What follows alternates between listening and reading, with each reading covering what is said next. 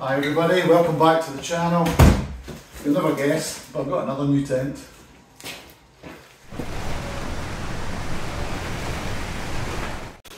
So this one came all the way from China, special order. Quite hard to get a hold of actually, and I'm not even sure just how easy it will be to get in the future for anyone else. But I am hoping this will become my fourth season tent for this year. So it certainly packs small and light. This is the vestibule, which is optional. This is the main tent body, I believe. And the brand in question is one you've probably seen before, Pretents. And the model is called the Border. So before we go any further, let's do the weight check first. Vestibule is coming in at about 240 grams in its bag. And the main tent is coming in at 1.445, yeah, 1.4 kilograms, let's say. And I'm impressed with how small the pack size is. It's actually quite short, so the pole sections must be quite short. Not that I'll necessarily use it for bike packing, but actually I'm hoping it will be an all-rounder, bike packing, backpacking, and for the mountains.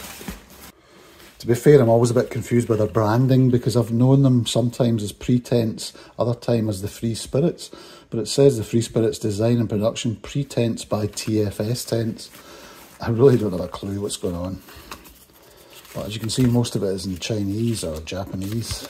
Okay, so what's in the bag? This is just a conventional stuff sack for the main tent. Stuff sack for the poles. The poles are DAC NFL, I think. Let's just have a quick look. Yep, DAC NF Featherlight NFL Green. Don't know what diameter they are. They don't look particularly chunky. I'm guessing about 8 to 9 mils. 12 DAC pegs with pullers on them. Super light, actually. Super light little cord pullers on them. Stuff sack for that. This is the vestibule. The vestibule's lighter than you would think, and I'll tell you why. Because you use your walking poles as the main vestibule structure. And then it's a 2-skin main tent, and I've gone for it in this wolf brown, which I hope will be a nice stealth colour for the British Hills. So I'm excited to get this up. Let's get outside and get the thing pitched.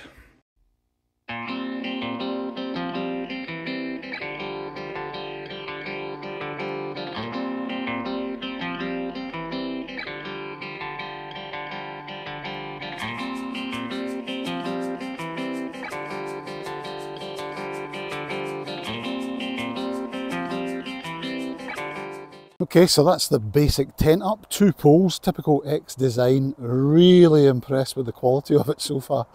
I have to say it's impeccably made, which I've heard about TFS and Pretents before. So this is it without the vestibule, obviously. I'll start to just finesse this, pop some vents up and all the rest of it, and then I'll show you around and we'll climb inside the basic tent. Chunky glove friendly straps on it. There you go, that's coming a bit. Just retighten that. Interesting how it's got almost a kind of partial vestibule, enough for shoes, possibly a pack, even without the main vestibule on it. And just pegged in at this one corner with Spectra Dyneema strengthening at the corner on the stress point. But we'll do this other strap up here. Grab these big friendly, glove friendly loops. That seems to really tension it, brings it in a long way. And then I'll just re-peg it. Like. And then I think we've got 2 side guy lines here. Same again on this side. I think this allows you to vent it. You can pull this up to get more under venting at the base. But for the moment, let's just keep it simple. So it has a set of equalising guys on the 4 corners with 2 attachment points around about the pole sleeve. So let's get these out.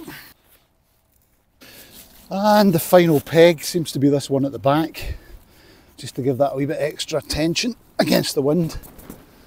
Yeah, it's super lightweight, but it does feel pretty robust. Does it remind you of a Hilleberguna? I think last but not least, we need to get these prop vents up, which look pretty straightforward. Velcro tab. Yep, holds that out. There's midgy mesh on the inside of this, which to me is a bit better than the QU Stormstar. Okay.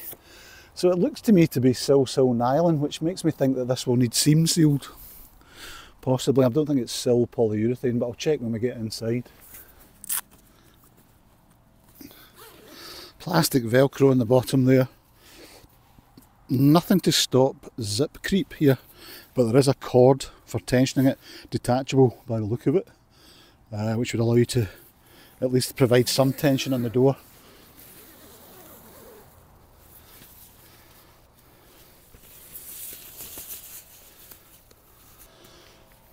I think there's also a secondary tie back here, but I'll leave this peg in place just now.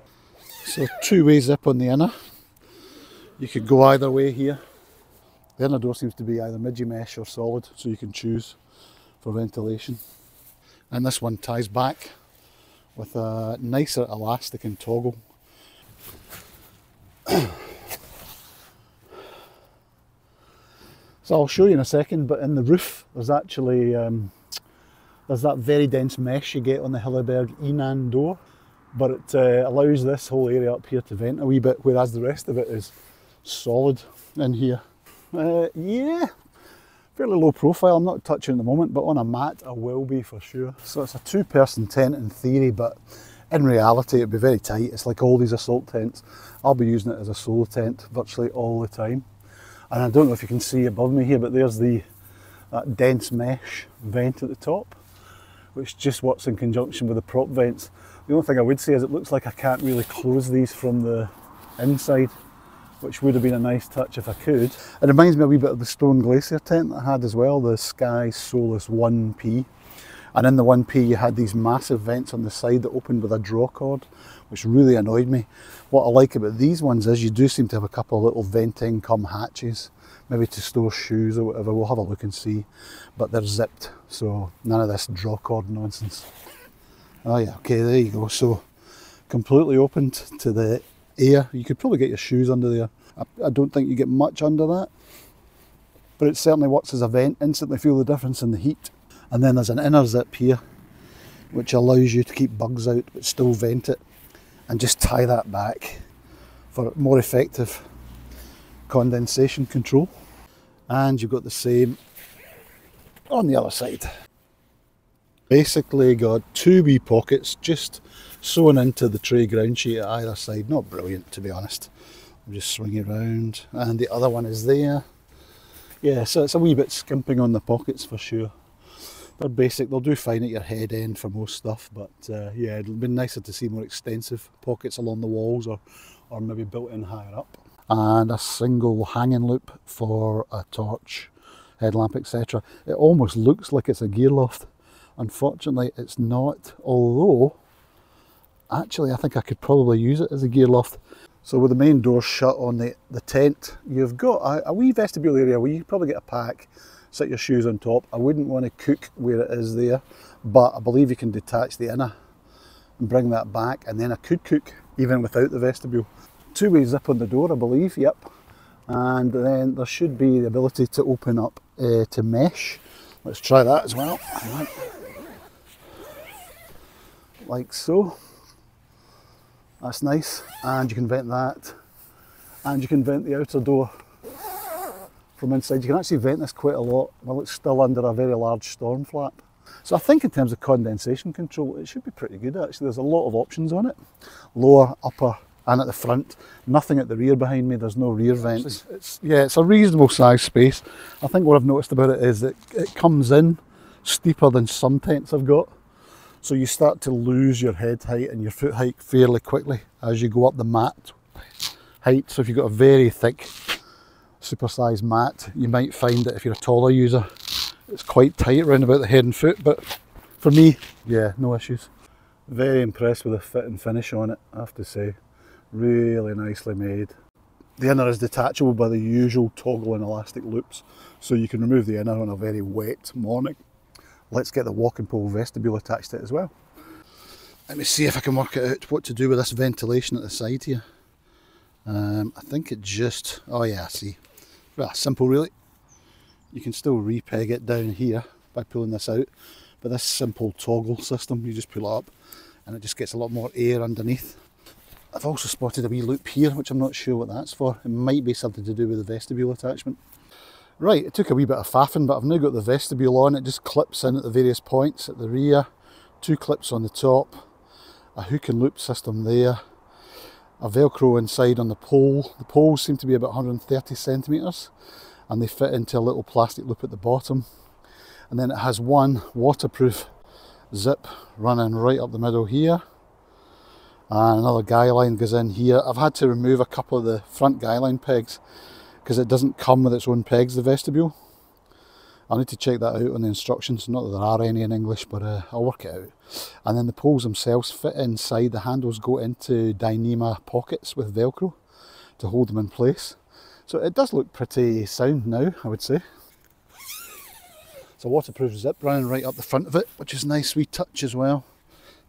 And I'll just take these, not really pegged it properly yet, but you can also tie back the vestibule on both sides. There you go. Massive. That would take a pack and all your cooking gear, all your winter gear just lying in there. Even with two people in here if you wanted to squeeze two in. Though it wouldn't be my first choice. And then you can see up here the Dyneema pockets that the handles fit into, and you just Velcro them round. Then there's a kind of rubberized Velcro strap on either side here for your walking poles, and then they clip into little plastic holes in the clips at the bottom. And there's a tension strap just to pull this nice and taut. Now that it's pitched with that attached, I'll probably just keep it in place and then only remove the vestibule if I really don't want to use it. There you go, sealed up. Absolute tons of room in here. It's like adding a tent onto a tent, especially because it's got so much head height, which I'll try and show you. But yeah, there's a good few inches there, and then as you head out towards the poles, it gets even higher. It's kind of hard to show you on camera just how roomy this actually is. One wee annoyance with this vestibule, I think, is that it's a one-way zip. So you've got a long way out to stretch, to go and get your zip open to get out. Whereas it'd be nice if you could just unzip it there into the inner, and let's see how big it is. It will certainly take two of those mats, so if Jan wanted to come with me, or anyone else fancies a super light trip when every ounce counts, then yeah, you could certainly do two people in here. Still no idea what these are for actually. I thought it was to do with the vestibule, but I don't see anything obvious. And they're obviously not sewn in with Dyneema reinforcement, so it's not a guying point. Not quite sure what that's about. It's not the longest tent in the world. You'd have to allow for, if you're over 6 foot, I think you'd want to sleep diagonally as a solo tent for sure. For me, absolute tons of space, not a problem. And with the big mat, it's just, my head is just about touching this panel here, which I quite fancy using as an impromptu gear loft from the outside. I'll give that a try. And general construction, 15D fly sheet means you've got to be pretty careful with this. I think it'd be quite delicate for tearing and abrasion and wear, so it's a super lightweight tent, but hopefully structurally pretty strong for 4-season use, or as much as I will probably use it or stretch it. I'm not into crazy storm camping. So thank you for watching. It's just a first impression of the tent. I'm actually going to go away tomorrow and I'm going to use this properly. So we'll get out, try this overnight, see what the niggles are. The vestibule was a wee bit niggly to put up initially, but now it's all in place and connected everywhere. I'll probably just leave it in place, and then it's just a case of popping the poles in, the walking poles. But you can obviously use it without. Yeah, I'm impressed with the workmanship in it, really nicely made, which I've heard about TFS and Pretents tents before. But super lightweight 15D nylon fly sheet. Gives me the slight fear, and it remains to be seen whether it will need seam sealed. I imagine it probably would do in really heavy rain. The inner itself though is a nice colour, and that's more heavy duty. So it feels as if it will take a bit of wear and tear. Although the floor is not the heaviest. Again, it's a super lightweight. I think it's 20D. 3000 hydrostatic head, I believe, on the fly. I think this is 5000mm. I'm not sure, there's so little detail on it on the internet, but at least it gives you a first chance on video to look at it.